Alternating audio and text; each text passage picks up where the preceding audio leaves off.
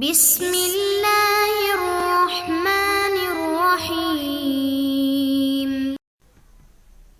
بسم اللہ الرحمن الرحیم، الحمد للہ رب العالمین والصلاة والسلام علی رسولہ محمد وآلہ واصحابہ اجمعین، اما بعد۔ درس نمبر 79۔ آج کے سبق کا عنوان ہے حدیث منکر کی بحث۔ حدیث مردود کا ذکر چل رہا تھا، وہ حدیث جو غیر مقبول ہوتی ہے اور وہ راوی پر جرح کی وجہ سے غیر مقبول ہو، تو ان حدیث کا تفصیل سے تذکرہ چل رہا تھا۔ سب سے پہلی قسم موضوع حدیث کہ جس کا راوی نبی کریم صلی اللہ علیہ وسلم کی حدیث میں جھوٹ بولے۔ دوسری قسم وہ ہے کہ وہ متہم بالکذب ہو، وہ نبی کریم صلی اللہ علیہ وسلم کی حدیث میں تو جھوٹ اس سے ثابت نہ ہو، لیکن وہ عام گفتگو میں اس پر جھوٹ ثابت ہو، متہم بالکذب ہو، تو اس کی حدیث متروک، اس کا ذکر ہو چکا۔ آج کے سبق میں حدیث منکر کے بارے میں حافظ ابن حجر رحمۃ اللہ علیہ بیان کرتے ہیں، اور حدیث منکر اس کو کہتے ہیں جس کی غلطیاں بہت زیادہ ہو، اور یا غفلت بہت زیادہ ہو، اور یا اس کی فسق واضح ہو، تو اس کی حدیث کو حدیث منکر کہتے ہیں۔ تو 3 جرح والے راویوں کی حدیث کو منکر کہتے ہیں۔ حافظ ابن حجر رحمۃ اللہ علیہ نے تیسری قسم میں جو تیسری قسم کی جرح ہے، چوتھی قسم کی جرح ہے اور 5ویں قسم کی جرح ہے، ان دونوں کو اکٹھے کیا اور ان تینوں کی حدیث کو حدیث منکر کہتے ہیں۔ والثالث المنکر على رأي من لا يشترط في المنکر قید المخالفة، وكذا الرابع والخامس فمن فحش غلطه او كثرت غفلته او ظهر فسقه فحديثه منکر۔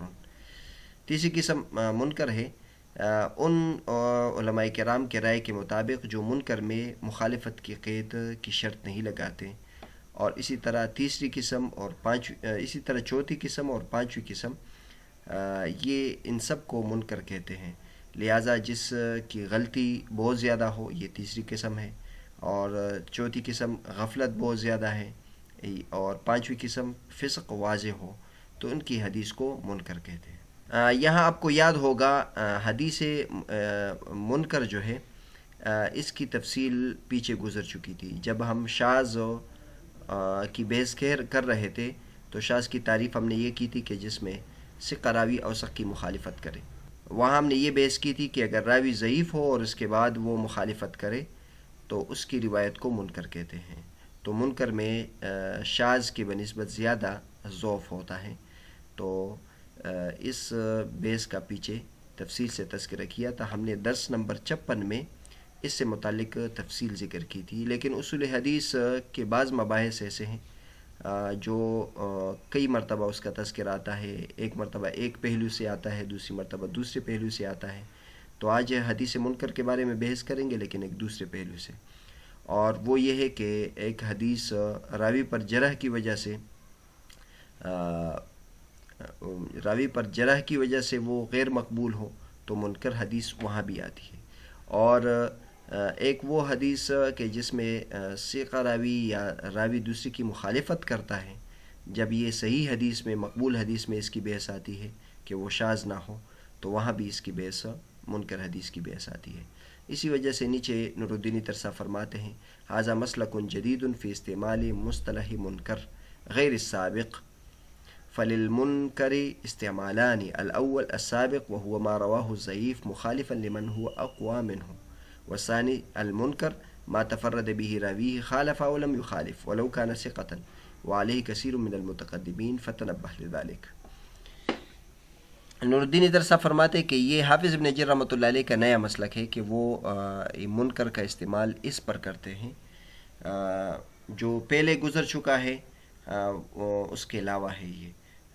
لہٰذا ان تمام بحثوں سے ایسا معلوم ہوتا ہے کہ منکر کے 2 استعمال ہیں، ایک وہ ہے جو پہلے گزر چکا، اور وہ منکر اس کو کہتے ہیں کہ ضعیف راوی اوثق کی مخالفت کرے، اس سے اپنے سے اقویٰ کی مخالفت کرے۔ لہٰذا منکر کی ایک تعریف یہ ہوئی، اور دوسری منکر یہ ہے کہ ما تفرد به راوی متفرد ہو، ایک بات کو نقل کرنے میں وہ سب سے الگ ہو، چاہے وہ مخالفت کرے یا نہ کرے، مخالفت تو یہ ہوتی ہے کہ ایک شیخ سے ایک 5 روات نقل کرتے ہیں، اور ایک طریقے سے نقل کرے، اور 4 جو ہے وہ مختلف طریقے سے نقل کرے، اس سے الگ طریقے سے نقل کرے، تو مخالفت کی بات یہ ہوتی ہے۔ اور ایک یہ ہے کہ تفرد ہو، تفرد کا مطلب تفرد یہ ہوتا ہے کہ ایک مختلف بات، یہ منفرد بات نقل کر رہا ہے، یہ بات کسی نے بھی نقل نہیں کی، یہ مطلب نہیں ہے کہ اس کے الٹ دوسرے حضرات نقل کرتے ہیں۔ تو منکر کا جو دوسرا معنی ہے کہ منفرد روایت کرے، اور ایک غریب اور اس قسم کی روایت نقل کرے جو دیگر حضرات نقل نہ کرے، اگرچہ یہ ثقہ ہو۔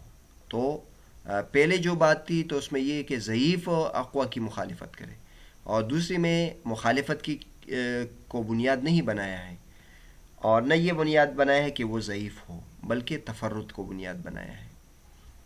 تو نور الدین اطہر صاحب یہ فرماتے ہیں کہ متقدمین علماء کرام منکر کو اس معنی میں لیتے ہیں، وہ تفرد جو منفرد ہو کسی روایت میں اس کو منکر کا لفظ کہتے ہیں، یہ اس معنی میں نہیں کرتے کہ ضعیف اقویٰ کی مخالفت کرے، لہٰذا یہ بات پیش نظر رہنی چاہیے۔ پیچھے جو صفحہ نمبر 72 پر جو بحث گزر چکی تھی وہ دوبارہ آپ کے سامنے ذکر کرتے ہیں۔ وَإِنْ وَقَعَتِ الْمُخَالَفَةُ مِمَّا ضُعِفَ فَالرَّاجِحُ يُقَالُ لَهُ الْمَعْرُوفُ وَمُقَابِلُهُ يُقَالُ لَهُ الْمُنْكَرُ۔ یہ حافظ ابن حجر رحمۃ اللہ کی عبارت ہے کہ اگر مخالفت ہو اور ساتھ ضعف بھی ہو تو جو راجح ہے اس کو معروف کہتے ہیں، اور اس کے مقابل حدیث کو منکر کہتے ہیں۔ وہاں اس پر شیخ نور الدین اطہر صاحب نے یہ لکھا تھا: المعروف ما رواہ القوی مخالفا للضعیف، والمنکر ما رواہ ضعیف مخالفا القوی۔ اور لکھتے ہیں: واطلق کثیر من المتقدمین المنکر علی الفرد، متقدمین میں سے بہت زیادہ علماء کرام نے منکر کا اطلاق صرف فرد پر کیا ہے، جو غریب حدیث ہوتی ہے، جو منفرد حدیث ہوتی ہے، اگرچہ اس کا راوی ثقہ ہو۔ اور انہوں نے حوالہ دیا کہ اس کے لیے ملاحظہ ہو منہج النقد، جو نور الدین اطہر صاحب کی کتاب ہے، صفحہ نمبر 430، اور اسی طرح وہاں انہوں نے حوالہ دیا تھا یہاں کے جو بحث ہے، صفحہ نمبر 52 کا حوالہ دیا تھا۔ شیخ نور الدین اطہر صاحب نے پھر منہج النقد میں اس کی تفصیل ذکر کی ہے، وہ ملاحظہ کر سکتے ہیں۔ اختلفت عبارات علماء المصطلح فی تعریف المنکر حتی یکاد یشتبہ امرہ لدی الناظر، کہتے یہ منکر کی تعریف میں اس قدر اختلاف ہے کہ دیکھنے والے کو اشتباہ لگے گا۔ والتحقیق الذی یتبین بالبحث ان ذلک الاختلاف یرجع الی اختلاف مقصد کل طائفۃ منہم من استعمال ھذا الاصطلاح، کہتے تحقیقی بات یہ ہے کہ یہ جو اختلاف ہے تو یہ اختلاف مقصد کی دلیل ہے، یعنی ہر ایک نے علیحدہ علیحدہ مطلب کا اس سے ارادہ کیا ہے، منکر کو علیحدہ علیحدہ معنی میں انہوں نے استعمال کیا ہے، اس وجہ سے ہمیں ایسا لگتا ہے کہ یہ اختلاف ہے۔ حقیقت میں اختلاف نہیں ہے، بلکہ منکر کئی معنوں میں استعمال ہوتا ہے۔ اور تحقیق کے بعد ہم نے جو علماء کرام کو دیکھا ہے کہ ان کے استعمالات کے طریقے کیا ہے، تو 2 مسلک ہمیں سامنے آئے ہیں۔ پہلا مسلک یہ ہے کہ منکر کو یہ مخالفت کی ایک خاص قسم پر اس کا اطلاق کرتے ہیں، یعنی ما رواہ ضعیف مخالفت الثقہ، اور اس قسم کے مقابلے میں معروف کا لفظ استعمال ہوتا ہے۔ معروف کی تعریف یہ ہو جائے گی حدیث الثقہ الذی خالف روایت الضعیف، اور بہت زیادہ محدثین اس پر ہے، اور متاخرین نے پھر اس پر اصطلاح بھی قائم کی ہے، اور حافظ ابن حجر رحمۃ اللہ علیہ نخبہ اور شرح نخبہ میں اسی کو اختیار کیا ہے۔ لیکن دوسرا مسلک یہ ہے کہ وہ منکر کے اطلاق میں توسط سے کام لیتے ہیں، جس کی روایت کرنے والا متفرد ہو، وہ مخالفت کرے یا مخالفت نہ کرے، اگرچہ وہ ثقہ بھی ہو، تو پھر اس سے کئی صورتیں وجود میں آ جاتی ہے، اور محدثین پر ہر ایک پر منکر کا اطلاق کرتے ہیں، اور فرماتے کہ یہ متقدمین میں سے اکثر علماء کرام کا مسلک ہے۔ پھر انہوں نے اس کی مثالیں بھی دی ہیں، یہاں ہم مثالیں چھوڑ دیتے ہیں، آپ اگر تفصیل دیکھنا چاہتے ہیں تو منہج النقد فی علوم الحدیث شیخ نور الدین اطہر کی وہ دیکھ سکتے ہیں۔ آخر میں نور الدین اطہر صاحب پھر منکر کا حکم بیان کرتے ہیں، تو چونکہ منکر کی تعریف اور اطلاقات مختلف ہوئی، لہٰذا حکم میں بھی لازماً فرق آئے گا۔ تو پہلے اصطلاح کے اعتبار سے منکر ضعیف جداً کی فہرست میں آتا ہے، تو دیکھو حافظ ابن حجر رحمۃ اللہ علیہ نے بھی اس کو ضعیف جداً میں بیان کیا ہے، پہلے موضوع حدیث، پھر متروک حدیث کا ذکر کیا، اور ساتھ منکر حدیث کا ذکر کیا ہے، کیونکہ اس کا راوی ضعیف بھی ہوتا ہے، اور جب یہ مخالفت کرتا ہے تو مخالفت کی وجہ سے اس میں ضعف میں اضافہ ہو جاتا ہے۔ لیکن جہاں تک دوسری اصطلاح کی بات ہے کہ وہ مطلقاً فرد پر اطلاق کر دیتے ہیں منکر، اسی طرح شاذ جب اس سے صرف یہ معنی مراد ہو تو پھر اس کا حکم غریب کا حکم ہوگا اور فرد مطلق کا حکم ہوگا. اور غریب اور فرد مطلق میں ہم نے یہ اس کا حکم بیان کیا تھا کہ وہ ضعیف، ضروری نہیں ہے کہ وہ ضعیف ہو. بخاری شریف میں کئی احادیث ہے جو غریب ہیں، تو کبھی وہ صحیح بھی ہو سکتی ہے اگر وہ اس میں شرائط موجود ہو صحت کی، اور کبھی حسن بھی ہو سکتی ہے اور کبھی ضعیف بھی ہو سکتی ہے. تو دیکھیں آپ تحقیق کے بعد کتنا فرق پڑ جاتا ہے. کسی حدیث پر منکر کا اطلاق ہوا ہے لیکن وہ منکر اس معنی میں ہے کہ یہ منفرد روایت ہے، تو اس لیے یہ جرح نہیں ہوگی. اور اگر یہ متاخرین والا اصطلاح مراد ہو تو پھر وہ بہت زیادہ سخت قسم کی جرح ہوگی. اسی وجہ سے نور الدین عطر صاحب آخر میں یہ نقطہ بیان کرتے ہیں کہ مطالعے کرنے والے کے ذمے یہ بات ضروری ہے کہ جو محدثین کی کتابوں کا مطالعہ کرے تو وہ سوچ سمجھ کر مطالعہ کرے، وہ بیدار رہیں کہ وہ منکر کا اطلاق کس معنی میں کرتے ہیں. وہ جلدی میں کئی نقصان نہ کر بیٹھے اور وہ متاثر نہ ہو جائے. ایسا نہیں کہ منکر کا دوسرا اطلاق ہے اور وہ اس کے پہلے معنی میں لے کر ضعیف قرار دے، ایسی روایت کو یا ایسے راوی کو ضعیف قرار دے جس کو تضعیف کا مستحق نہیں ہے، اور بغیر علم کے اس میں کلام کرے، جیسے کہ اس زمانے کے بعض علماء کرام سے ایسا سرزد ہوا ہے. منکر کے بارے میں یہ ساری تفصیلات شیخ نور الدین عطر صاحب نے بیان کی ہے.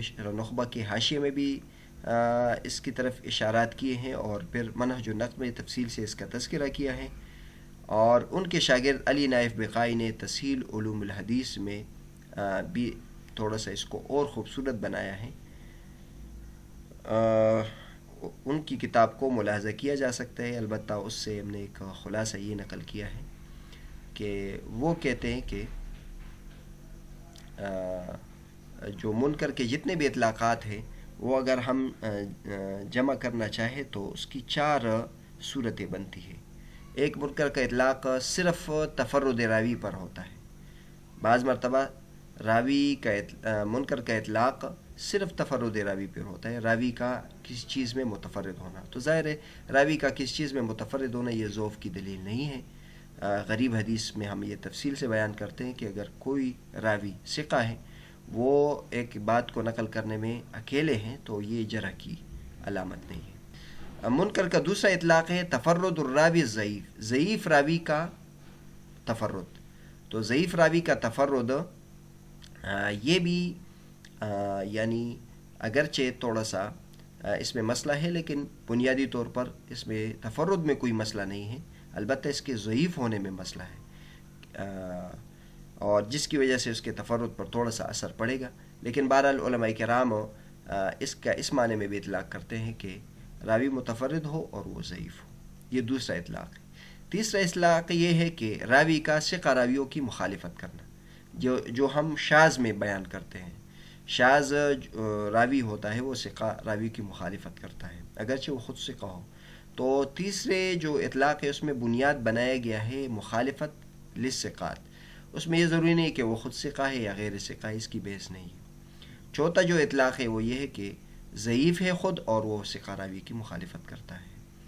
تو بہرحال ان 4 معنوں میں حدیث منکر کا اطلاق ہوا ہے، اور لہٰذا بہت سوچ سمجھ کر حدیث منکر کے بارے میں فیصلہ کرنا چاہیے. آخر میں اس میں شیخ ابراہیم اللاہم کی طرف سے اس نقطے کا بھی ہم اضافہ دوبارہ کرتے ہیں، جیسے کہ متروک حدیث میں ہم نے کیا تھا کہ جو حدیث متروک ہوتی ہے اس پر متروک کا بھی اطلاق ہوتا ہے، لیکن اس پر باطل، واہن یا کبھی کبھی موضوع کا اطلاق بھی ہو جاتا ہے. تو اسی طرح حدیث منکر میں بھی ہے.